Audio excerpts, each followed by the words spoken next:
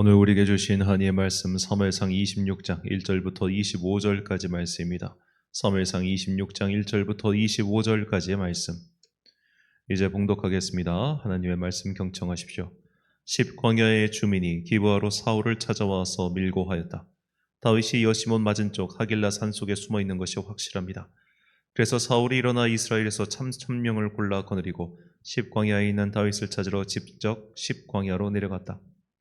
사울은 여시몬 맞은쪽 하길라 산속으로 들어가 길가에 진을 쳤다. 이때 다윗은 바로 그 광야에 있었기 때문에 사울이 자기를 잡으려고 그 광야로 쫓아온 것을 알게 되었다. 다윗은 곧 정찰대원들을 파견하여 사울이 와 있는 장소가 어디인가를 확인하게 한 다음에 사울이 진을 친 곳으로 가보았다. 다윗이 그곳에 와보니 사울과 내레 아들 아브넬 군사령관이 자고 있었는데 사울은 진의 한가운데서 자고 그의 둘레에는 군인들이 사방으로 진을 치고 있었다. 그래서 다윗이 햇사람 아히멜렉과 스루야의 아들 요압의 아우인 아비새에게 누가 자기와 함께 사울의 진으로 내려가겠느냐고 물으니 아비새가 나서서 자기가 다윗과 함께 내려가겠다고 대답하였다. 이리하여 다윗이 아비새를 데리고 밤에 군인들이 있는 곳으로 가보니 사울의 진의 한가운데서 누워 자고 그의 머리맡에는 그의 창이 땅바닥에 꽂혀 있고 아브넬과 군인들은 그의 둘레의 사방으로 누워 있었다. 아비새가 다윗에게 자청하였다. 하나님이 오늘 이 원수를 장군님의 손에 넘겨주셨습니다. 제가 그를 당장 창으로 찔러 땅바닥에 박아놓겠습니다. 두 번 찌를 것도 없이 한 번이면 됩니다. 그러나 다윗은 아비새에게 타일렀다. 그를 죽여서는 안 된다. 그 어느 누구든지 주님께서 기름 부어 세우신 자를 죽였다가는 벌을 면하지 못한다. 다윗이 말을 계속하였다. 주님께서 확실히 살아계심을 두고 말하지만 주님께서 사울을 치시든지 죽을 날이 되어서 죽든지 또는 전쟁에 나갔다가 죽든지 할 것이다. 주님께서 기름 부어 세우신 이를 내가 쳐서 죽이는 일은 주님께서 금하시는 일이다. 그러므로 이제 우리는 그의 머리맡에 있는 창과 물병만 가지고 가자. 다윗이 사울의 머리맡에 있던 창과 물병을 들고 아비새와 함께 빠져나왔으나 보는 사람도 없고 눈치채는 사람도 없고 깨는 사람도 없었다. 주님께서 그들을 깊이 잠들게 하셔서 그들이 모두 곤하게 잠들어 있었기 때문이다. 다윗이 맞은편으로 건너가 멀리 산꼭대기에 섰다. 다윗과 사울 사이의 거리가 꽤 멀어졌다. 여기서 다윗이 사울의 부하들과 내레 아들 아브넬에게 소리쳤다. 아브넬은 대답을 하여라. 아브넬이 대답하였다. 내가 누구에게 감히 소리를 쳐서 임금님을 깨우느냐. 다윗이 아브넬에게 호통을 쳤다. 너는 사대 대장부가 아니냐. 이스라엘 천지에서 너만한 대장부가 어디에 또 있느냐. 그런데 내가 어째서 너의 상전이 임금님을 잘 보호하여 드리지 않았느냐. 백성 가운데 한 사람이 너의 상전이 임금님을 범하려고 이미 들어갔었다. 너는 이번에 너의 책임을 다하지 못했다. 주님께서 확실히 살아계심을 두고 말하지만 너희가 주님께서 기름 부어 세우신 너희의 상전을 보호해드리지 못했으니 너희는 이제 죽어 마땅하다. 그러므로 너는 이제 왕의 창이 어디로 갔으며 왕의 머리맡에 있던 물병이 어디로 갔는지 어서 찾아보도록 하여라. 사울이 다윗의 목소리를 알아듣고 말하였다. 나의 아들 다윗아, 이것이 정말로 너의 목소리냐? 다윗이 대답하였다. 나의 상전이신 임금님 그러합니다. 그런 다음에 다윗이 말하였다. 나의 상전이신 임금님은 어찌하여 이렇게 임금님의 종을 살해하려 나오셨습니까? 내가 무슨 잘못을 저질렀습니까? 내 손으로 저지른 죄악이 무엇입니까? 나의 상전이신 임금님은 이 종이 하는 말에 귀를 기울여 주시기 바랍니다. 임금님을 충동하여 나를 치도록 시키신 분이 주님이시라면 나는 기꺼이 희생 제물이 되겠습니다. 그러나 임금님을 충동하여 나를 치도록 시킨 것이 사람이면 그들이 주님에게서 저주를 받기를 바랍니다. 주님께서 유산으로 주신 땅에서 내가 받을 몫을 받지 못하도록 하고 나더러 멀리 떠나가서 다른 신들이나 섬기라고 하면서 나를 쫓아낸 자들이 바로 그들이기 때문입니다. 그러니 이제 주님으로부터 멀리 떨어진 이방 땅에서 내가 살해당하지 않게 하여 주시기를 바랍니다. 어찌하여 이스라엘의 임금님이 사냥꾼이 산에서 메추라기를 사냥하듯이 겨우 벼룩 한 마리 같은 나를 찾으러 이렇게 나서셨습니까? 사울이 대답하였다. 내가 잘못했다. 나의 아들 다윗아, 돌아오너라. 내가 오늘 나의 생명을 귀중하게 여겨 주었으니 내가 다시는 너에게 해를 끼치지 않겠다. 정말 내가 어리석은 일을 하여 아주 큰 잘못을 저질렀다. 다윗이 말하였다. 여기에 임금님의 창이 있습니다. 젊은이 하나가 건너와서 가져가게 하십시오. 주님께서 각 사람에게 그 공의와 진실을 따라 갚아주시기를 바랍니다. 주님께서 오늘 임금님을 나의 손에 넘겨주셨지만 나는 주님께서 기름 부어 세우신 임금님께 손을 대지 않았습니다. 그러므로 내가 오늘 임금님의 생명을 귀중하게 여겼던 것과 같이 주님께서도 나의 생명을 귀중하게 여기시고 어떠한 궁지에서도 나를 건져내어 주실 것입니다. 사울이 다윗에게 말하였다. 나의 아들 다윗아, 하나님이 너에게 복 주시기를 바란다. 너는 참으로 일을 해낼 만한 사람이니 매사에 형통하기를 바란다. 다윗은 자기의 길로 가고 사울도 자기의 궁으로 돌아갔다. 아멘. 위로부터의 권위의 순종이라는 제목으로 하나님의 말씀 선포하겠습니다. 제가 시작할 때 이 페이지를 잘못 적었는데 오늘 설교 제목은 위로부터의 권위의 순종입니다. 자, 이 신학계에서는 상당히 오래된 굉장히 중요한 질문입니다. 자, 만약 여러분의 목사가 그릇된 사람입니다. 정말로 아무리 봐도 가짜 목사입니다. 그가 목사의 직분을 취득한 과정은 정당했을지라도 그의 삶 자체가 그릇된 사람일 수가 있지요. 그렇다면 그런 삶이 그릇된 목사가 집례한 성례, 즉 세례와 예배 등과 같은 성례가 무효가 됩니까? 정리해서 말하면 예전에 집례자가 문제가 있을 때 그가 집례한 성례의 효력이 상실되는가라는 질문입니다. 이것은 기독교에서 굉장히 중요한 질문입니다. 자, 로마 제국이 기독교를 공인하기 전 대대적인 핍박이 있었습니다. 그때 압박에 못 이겨 배교한 자들, 즉 예수님이 나의 주님이라는 것을 부인한 자들이 있었습니다. 그리고 기독교회가 공인된 이후 이런 배교자들이 집례한 성례, 세례나 예배, 성찬 이런 것들은 인정할 수 없다고 일어선 이들이 있었습니다. 이들이 바로 도나투스파입니다. 당시 이제 그리스도를 부인한 사제들의 성례는 무효라고 주장했죠. 당시 이제 북아프리카 카르타고의 주교였던 도나투스는 이런 배교자들의 성체 성사를 무효라고 주장하였습니다. 자, 이 도나투스파 논쟁이 이 도나투스의 주장에 상당히 많은 사람들이 공조를 했어요. 그러니까 저런 사람들, 그러니까 한때 예수를 부인했던 배교자, 저런 배교자들의 성례는 인정할 수 없고 지금 저들이 집례하고 있는 예배도 인정할 수 없다 해가지고 이 카르타고 내에서 큰 봉기가 일어납니다. 그러니까 이제 이 당시에 이 카르타고의 주교였던 도나투스의 주장에 많은 사람이 동조하는 거예요. 저자는 신앙의 순결성을 잃어버렸어. 요즘으로 치면 저 목사는 문제가 있어 입니다. 저 목사 자체에 문제가 있으니까 그가 집례하는 모든 예배, 성례, 세례 등등은 다 무효라라는 주장에 많은 사람들이 공조해서 좀 큰 소란이 있었죠. 이 도나투스파의 주장에 대해서 가장 강하게 논박한 사람이 바로 성 아우구스티누스입니다. 자, 아우구스티누스가 이런 도나투스파의 이제 논쟁에서 그가 주장했던 것은 이래요. 이것이 오늘날 지금까지 이어오는 교회의 기본 입장입니다. 교회가 인정한 성례전, 세례, 주일 예전, 성찬 이런 것들은 목사 혹은 그것을 집례하는 사제 개인의 권위에 의존하는 것이 아니라는 거예요. 이것은 교회의 권위로 인해서 발생한 성례다라는 겁니다.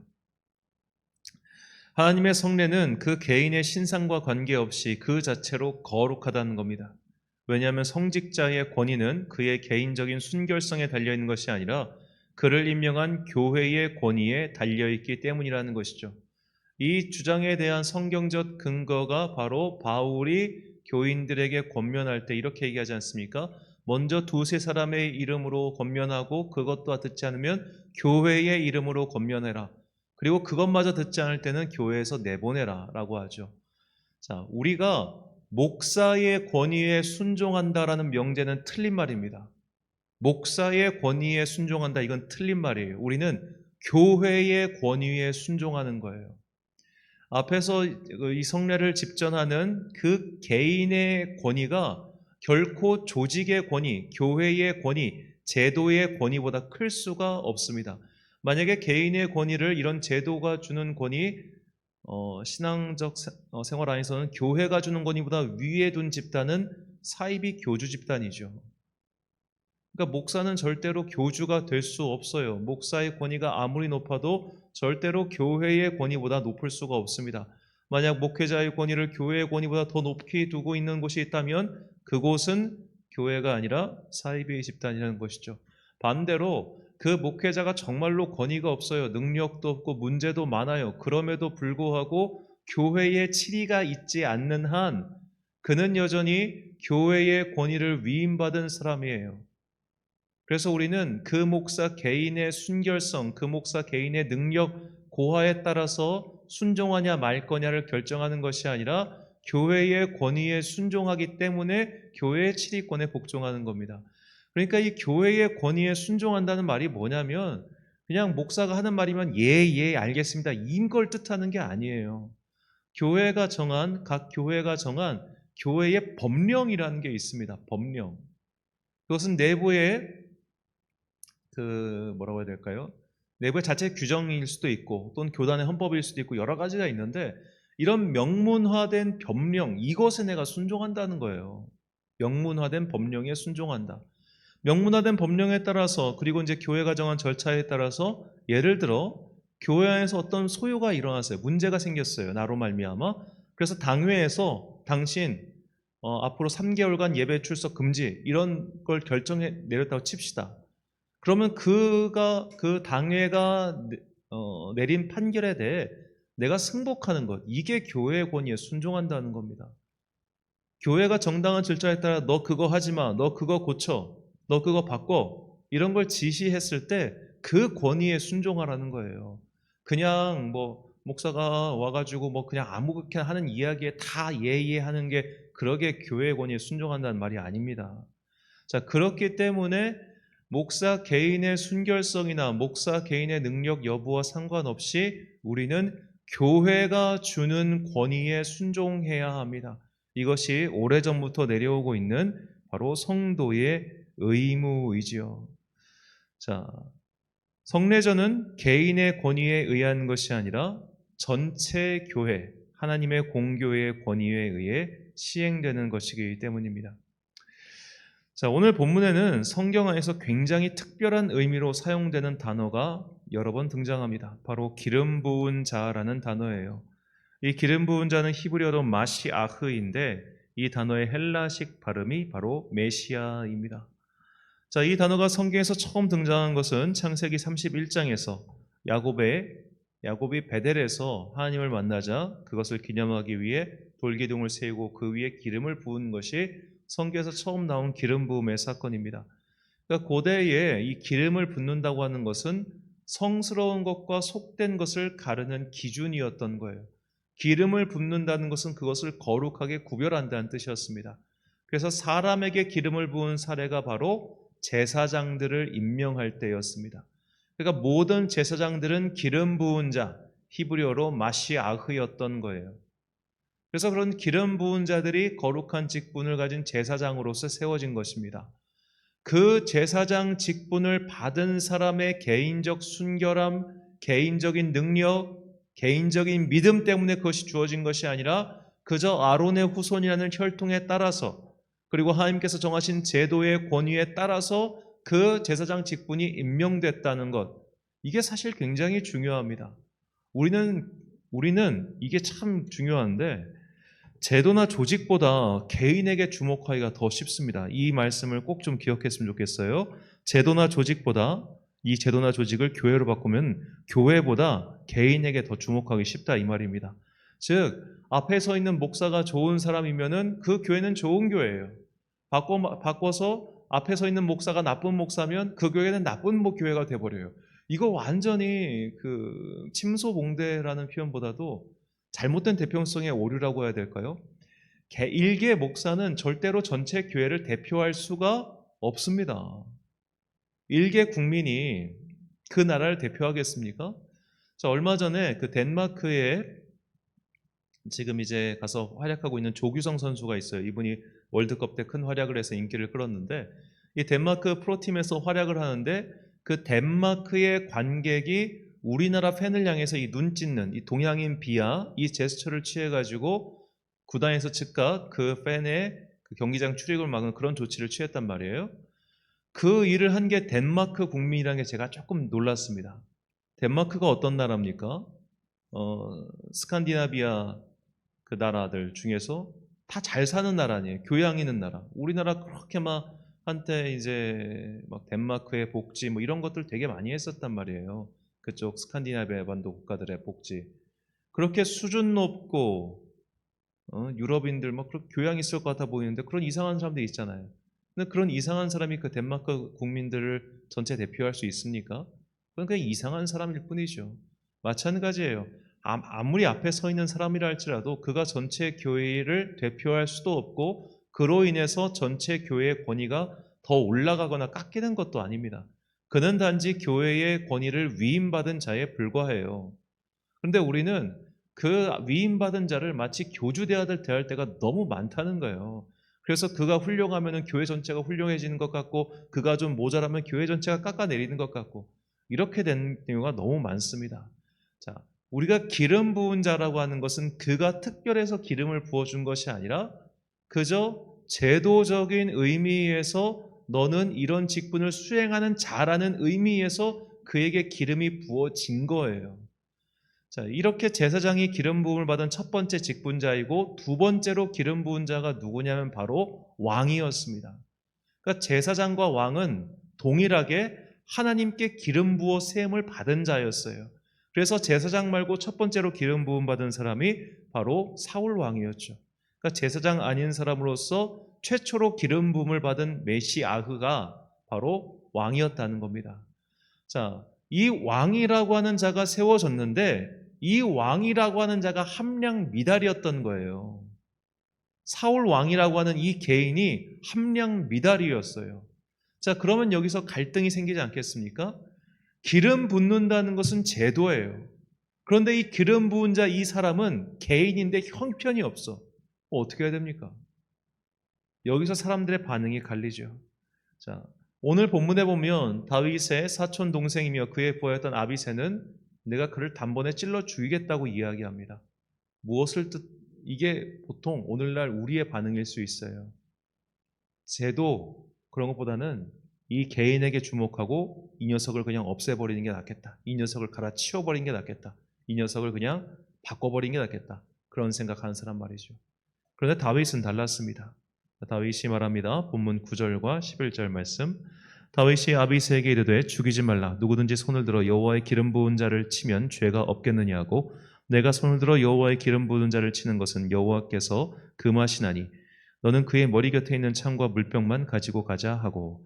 자, 이 11절 말씀 여호와의 기름 부음 받은 자를 치는 것을 여호와께서 금하시나니 이 말씀은 성경에 나오지 않습니다.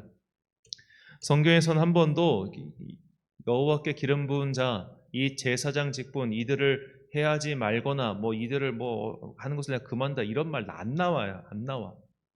그런데 다윗은 이 말을 여러 번 합니다. 그 이유가 무엇일까요? 하나님께서 세우신 이 제도의 권위에 내가 순종하겠다라는 고백입니다. 그 제사장이 못난 사람일 수 있어요. 그럼에도 불구하고 하나님께서 기름 부어 세우신 것, 그 제도의 권위에 내가 순종하겠다는 거예요. 지금 내 눈앞에 있는 이 사울 왕이라고 하는 왕이 함량 미달이에요. 이 사람은 누가 봐도 함량 미달이에요. 일단 사울 왕은 본인 자체가 이 여호와의 기름 부은 것에 대한 자각도 없었을 뿐더러 이것을 다른 이의 권위도 인정하지 않아요. 그러니까 그가 온에 있는 제사장들을 죽이지 않았습니까? 자기가 기름 부은 받은 자로서 그 권위를 인정받고 싶다면 기름 부음 받은 다른 사람들도 인정해줘야 될 거 아니에요. 근데 사울 왕은 그렇지 않은 사람이었거든. 그러니까 그의 기름 부음 자체도 누가 봐도 그건 취소돼도 별 할 말이 없어요. 그런데도 지금 다윗은 내가 이 제도가 주는 권위에 순종하겠다는 마음으로 사울 왕을 놓아주는 겁니다. 그래서 그에 대한 처분은 결국 하나님께 맡기는 것이죠. 이 사건은 우리에게 굉장히 중요한 점을 시사합니다. 앞서 말씀드린 도나투스파 논쟁에서도 그렇지만 우리는 제도가 아닌 개인에게 주목하기가 훨씬 쉽죠. 그래서 제도가 주는 권위보다 개인이 주는 권위에 더 쉽게 순종합니다. 예를 들어 교회의 권위라고 하면은 사실 성도들이 느끼기가 어려워요. 교회가 주는 권위가 뭐지? 이건 이야기하면 좀 복잡하기 때문에 말씀을 따로 드리지 않겠습니다만 저희 장로교회 같은 경우는 결국 당회가 결정한 사항에 대해서 그리고 결정한 사항을 재직회가 승인하고 이 재직회가 승인한 사항에 대해서 공동의회가 의결할 때 비로소 그것이 교회의 명문화된 결정이 됩니다. 이 결정에 순종하는 게 성도의 의무라는 거예요. 어?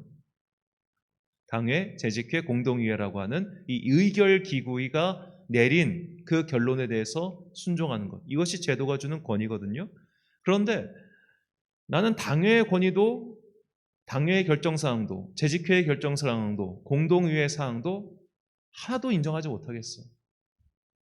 이건 다 조작된 거고 날조고 막 그런 거야. 그런 제도가 주는 제도의 권위에 순종하지 않는 사람은 어떻게 해야 됩니까?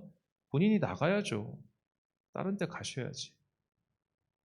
내가 그 권위에 순종이 안 되면 다른 데 가는 수밖에 더 있겠어요. 그건 이제 본인의 영성을 위해서라도, 믿음을 위해서라도 그렇게 하시는 게 훨씬 도움이 됩니다. 근데 이런 교회의 권위에는 우리 이게 잘 눈에 안 들어오잖아요. 솔직히 뭐 공동위에 1년에 2번 정도만 하면은 많이 하는 건데 1년에 한 번 하는 경우도 있고, 또 이제 재직회가 구성이 안 돼 있으면 진짜 1년에 한 번인데, 그런 건 눈에 보이지 않는데 정말 눈에 보이는 건 앞에 서 있는 목사나 앞에 서 있는 지도자지 않습니까? 여러분, 우리가 대한민국 국민이지만 대한민국의 권위라고 하는 것, 그것을 느끼십니까? 경찰서에 가거나 검찰에 가기 전까지는 이 법이 주는 권위라고 하는 것이 무엇인지 우리 잘 모를 거예요. 근데 우린 대통령만 보고 있잖아요. 그러니까 모든 것이 다 대통령에게 포커스가 맞춰지는 것처럼 교회 지도자도 마찬가지인 거죠. 우리는 교회가 주는 제도적 권위보다는 교회의 그 지도자에게 포커스를 맞추고 그가 막 어쩌네 저쩌네 그런 말들을 그렇게 많이 하고 사는 겁니다. 성경의 가르침은 명확합니다. 위로부터 온 권위, 그 권세에 순종하라는 것이죠. 그것이 교회이든 정치 제도이든 말입니다. 잘못된 것들을 바로잡는 것, 잘못된 것들을 비판하는 것은 당연합니다. 하지만 그것은 어디까지나 판을 뒤집지 않는 한도 안에서 이루어져야 합니다. 나라가 잘못되었다고 쿠데타를 일으켜서는 안 되는 것이며, 목사가 권위가 없다고 해서 교회를 때려 부수면 안 된다는 뜻입니다. 다시 말씀드리지만 이것은 지극히 어려운 일입니다. 하지만 다윗이 사울 왕 개인이 아닌 이 기름 부은 자라고 하는 제도의 권위에 순종하였듯이, 저 사람, 내 앞에 있는 저 사람이 하나님이 세운 사람이기 때문에 비록 인정하기 어렵지만 그래도 순종하였듯이 우리도 참 쉽지 않겠지만 그 순종의 길을 가야 합니다.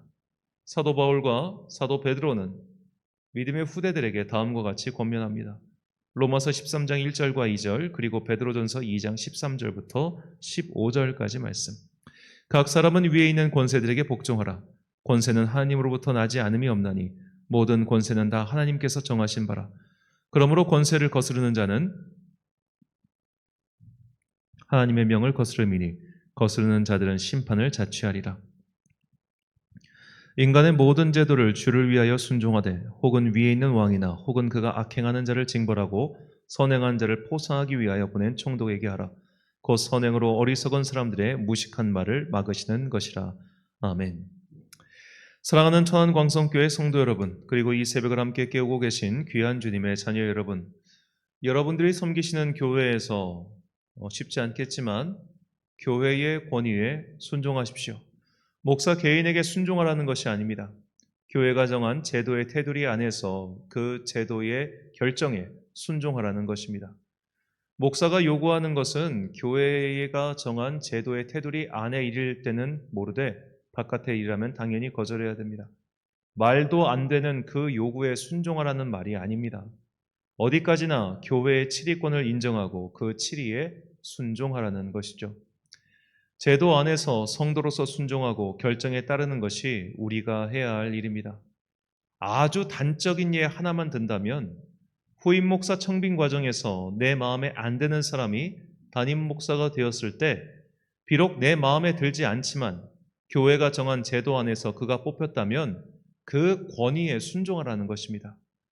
그게 싫으니까 이 투표는 무효네, 이 투표는 조작되었네라고 난장을 피우는 것은 옳지 못하다는 뜻입니다. 이렇게 제도에 순종하는 것은 사실 개인에게 순종하는 것보다 어렵습니다. 개인은 눈에 보이지만 제도는 눈에 보이지 않기 때문이죠. 그러나 우리가 그럼에도 불구하고 이 위로부터 오는 권위에 순종을 택해야 하는 것은 결국 하나님께서 잘못된 것들은 바로 세우시는 유일하고도 정확한 심판관이시기 때문입니다. 제도의 권위에 순종한다는 것은 결국 하나님의 살아계심과 그분의 심판을 전적으로 믿고 의지한다는 뜻이기도 합니다. 자, 우리가 살고 있는 이 시대는 개인이든 제도든 권위에 순종하지 않는 시대입니다. 제도조차도, 위로부터 오는 권위조차도 내 마음에 들지 않으면 뒤집어야 한다고 생각하는 이들이 생각보다 많습니다. 그러나 우리는 하나님의 심판을 믿고 비록 내 판단이 부족하고 잘못되어 보인다고 할지라도 제도의 권위에 순종할 수 있는 그런 큰 믿음의 자녀들이 되시길 예수님의 이름으로 축원합니다. 기도하겠습니다. 사랑과 은혜가 풍성하신 아버지 하나님, 이 새벽 우리에게 위로부터 오는 권위, 교회의 권위에 순종할 수 있는 마음을 허락하여 주시니 감사합니다. 비록 그 모든 것의 결정 과정이 내 마음에 들지 않고 때로는 저렇게 하면 안 되는데 라는 생각이 들 수도 있겠습니다만 그 교회가 정한 제도의 테두리 안에서 내려진 결정에 대해서 내가 순종하고 따를 수 있는 마음을 허락하여 주옵소서. 정 그것이 도저히 받아들이기 어렵다면 주님께서 나에게 새로운 영적 공동체를 허락하셔서 그곳에서 주님과 함께 동행하는 기쁨이 있게 하여 주옵소서. 우리는 제도가 아닌 사람을 보며 그 사람이 주는 권위에 순종하려 들 때가 많습니다. 그래서 권위 있는 목사가 있는 교회는 평안하고 권위가 사라진 목사가 있는 교회는 시끄럽습니다. 모두가 제도가 주는 권위가 무엇인지도 모른 채 위로부터 오는 권위가 어떤 것인지도 모른 채 그렇게 자기 소견에 옳은 대로 판단하고 자기 소견에 옳은 대로 행동하고 있는 것이 오늘날 우리의 모습은 아닌가 이 새벽 다시 한번 반성합니다. 주님, 개인이 주는 권위에 순종하기 편해했던 우리의 부족함을 용서하시고 이젠 주님께서 정하신 주님의 몸된 교회와 그리고 교회의 역사를 통해서 지금까지 내려온 이 교회의 제도의 권위에 순종할 수 있는 마음을 내려 주옵소서. 그것은 오직 살아계신 하나님께서 모든 것들을 바로 세우시는 정직하시고 바른 재판관이라는 것을 믿는 믿음이 있을 때만 가능합니다. 이 시간 살아서 역사하시며 모든 것을 바르게 만들어 가시는 그 하나님의 역사를 믿으며 오늘 내가 속해 있는 그 위로부터 오는 권위, 그 권위에 순종할 수 있는 주님의 자녀 되게 하여 주옵소서. 이 모든 말씀 우리를 사랑하시고 우리에게 하늘의 권세를 내려주신 거룩하신 예수 그리스도의 이름으로 기도드립니다. 아멘. 오늘의 기도 제목입니다. 교회 안에서 내가 인정하기 어려운 권위는 무엇입니까? 내가 무엇에 순종하는 것인지 바르게 정립하고 하나님의 최종 심판을 믿으며 순종할 수 있는 믿음을 달라고 기도하십시오. 오늘 주신 기도의 제목 가지고 기도와 묵상에 힘쓰는 하루 되시길 바랍니다. 기도하겠습니다.